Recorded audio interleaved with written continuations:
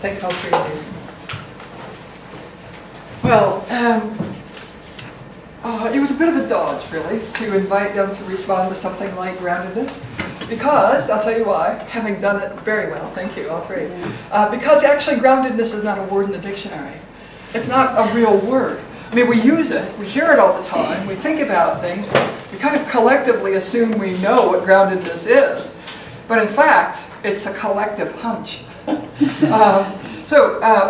Let me begin by saying that very graciously, they've agreed to bring some of their thinking in many ways that touches not only on each other, but some of the first panel, and I will too, but on many ideas that I know are coming here in this shared sense of collective and deeply reflective approach to understanding place, and that's place in the widest possible sense about our place and about the environment that we inhabit. So I'd like to begin this brief talk by considering a few terms that are relevant to our positions as humans on this earth. So let's first of all think about this term groundedness. It's not a word in the dictionary, and yet most of us have heard it, used it, and believe that we understand what it means. It suggests feet on the ground. Feet on the ground, Cheryl's feet on the ground. Being centered, relying upon the bodily awareness and kinesthetic sense of awareness of being solidly on the earth. We feel comfort in our bodily stability. And therefore, I would argue, the concept of groundedness shifts from the bodily origins in the nature of perception to internalized affective states of mind. So in other words, it begins with the kind of body, but then shifts into something else. Feeling grounded, as we conventionally understand it, is a feeling of being situated, of being aware of surroundings, cognizant, alive. Groundedness is a presencing of ourselves in the present. Having begun the bodily state of cognizant perception with our feet on the ground, and precisely because we are comfortable, we are able to shift modes of perception from the keen awareness of our surroundings to the more abstract and invisible aspects of being in place. Being in place is dwelling, when we carry the full awareness of our physical and metaphysical attunements to place. So the next term that I'd like to consider is rootedness. Again, this is not a real word in a sense, but is the closest neighbor to rooted, and is defined, that is, rooted is defined as having roots, the underground part of the plant, fixed by roots and firmly established. This concept of rootedness then conjures images of tree roots, plant roots, spreading underground and hanging on to the subsoil.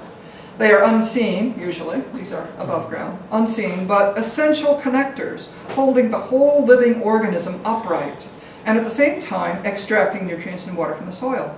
They stabilize, they sustain, and they hold as an invisible foundation.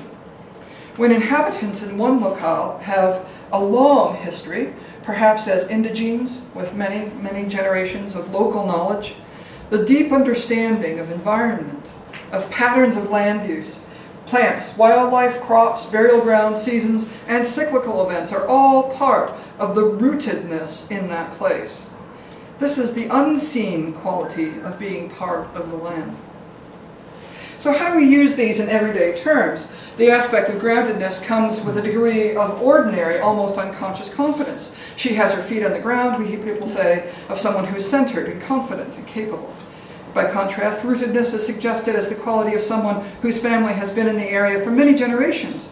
More than just being a local, the person is described as being a native, linked to nativity, natal, place of birth, overlay of place, lifetime, mortality, and knowledge. So let's ask about the reverse then, thinking about these things in backwards. Not being grounded is being all at sea. It's having the rug pulled out from under one's feet. It means being disoriented. Being rootless is being a will-o'-the-wisp, a tumbleweed, unattached, homeless. But this raises an interesting question. Are nomadic peoples lacking in rootedness? Does being rooted always mean stasis? Or is there a kind of rootedness that can coincide with territorial movement, and knowledge of a region. And so I've put up a couple of nomadic peoples to suggest that in fact that we need to move beyond the idea of stasis in this idea of rootedness. But I'd like to sidetrack for a second and show you some of my work. In fact, it connects to the first panel. This is called Healing Earth. And it was done in 2006 as a very large extended project on the Isle of Man, halfway between here and home. We have, in this project, I had 3 separate sites that were dotted around the Isle of Man. This was a project, a whole long project, year-long project and exhibition that was sponsored by Manx National Heritage. In these 3 sites, I constructed a sculptural form that went into the ground, 16 feet high, much narrower at the base than at the top. And beside each was an electricityless, is that the word? Electricityless sound turner thing that makes, if you turn it, you hear a recorded sound tapestry that was made specifically for each site. So the sound tapestry in each of these 3 places had, from archives, recorded Manx voices, ambient sounds from the place, and I would have played it for you, but that's another thing that didn't work here now. So these were specifically to each place. Now, I also was thinking about the kind of, I intentionally used Healing Earth, with a kind of sense of ambiguity, because what is the healing? Where is that healing process? Is it that we heal the Earth, or is it that Earth heals us? Is it that, or is there a kind of a symbiotic sort of relationship in this, that seeing these places and being attuned to these places as the marker, in a sense, demands, is tapping into some of that kind of energy in the particular place. And I can only use the analogy of something like acupuncture needles on the body to think about how acupuncture needles that enter the body form these kinds of connections to the unseen lines of energy. And maybe in the same kind of way that this series of 3 pieces were about not only marking place, drawing attention to specificity of place, but also tapping into the kind of unseen energies that were in the place as well. So you see them in 3 different sites. One was Niarval, looking out across the islands. One is at Laxey. It's the largest working water wheel in the world. It's a Victorian structure. It's another place called Grove up towards the north part of the island, where the alluvial plains meet a kind of more hilly form. And in these places, the sound, the combination of sound, the kind of marking of post, makes a kind of insistence on place that I only discovered later has a corollary to something that's called a kawa, which is a stick that Koori people of particular tribes take with them when they're walking and in walkabouts. And what the stick does is the same thing that this does, is it defines the place first by having that anchor of insistence of being here now. So this is a view of that Laxey wheel one from underneath the arches that carry the water up to the top. I'm moving quickly here. I just also wanted to say that there is an aspect of stability here that is unseen as similar to roots in the kind of construction of this, that in order to stand up, the 16-foot pole had to have a kind of a base that was buried underground.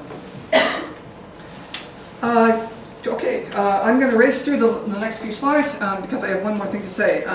This is the Highland Folk Museum in Canusie, and this was another piece that was made that shows a kind of attention to Highland structures, but the quilt that's in the back is called a roof pattern quilt from the Isle of Man, and it's a Manx tradition that's done with hand measurements. We've seen this image already today. I'm going to move right on just so that I have time. A book that I've just finished with a poet that talks about this kind of sense of groundedness. But there's something else I would like to say, so I'm going to move on to this last bit here. Looking at the last photographs, these, of Bluebell Woods, taken just about a week and a half ago in Scotland, I would like to pose another question. Can we find room in this discussion for a third word that's not in the dictionary? I might like to suggest sightedness. that is the most appropriate term to start with, a consciousness of how we perceive place. Perhaps this is best articulated as a conscious choice. It is the kind of research we apply when we want to know something. It is deep mapping. It is the amalgamation of groundedness and rootedness. So visiting a site or a place, a spot or location, is just the beginning of knowing. As many, or even most of us here, investigate sites. We speak with locals, we read, we sample, we record sights and sounds, measurements, trace the sun line, look up records, delve deeply into the information available. But given our definition of rootedness, we cannot be rooted in many, many places. The limitations of our existence in brief time and place means that we must seek this knowledge from those who are rooted in the sites we wish to know. Sightedness, then, may be the compensation for our own inability to be sighted everywhere. It helps us transcend our temporal limitations as human beings and lets us merge our own groundedness with the lived experience of others. Maybe even this careful and deep acquisition of knowledge is not all. We abide in the site as a place, dwelling poetically, as Heidegger would say, moving beyond sight to that which is unseen, which used to be called the genius loci, the spirit of the place. And here we are in the realm of the metaphysical, that is, beyond the physical. Here is where I believe we have the most useful concept for our deepest relation with place. We see the unseen. We come to know this place as understanding imbued with sightedness.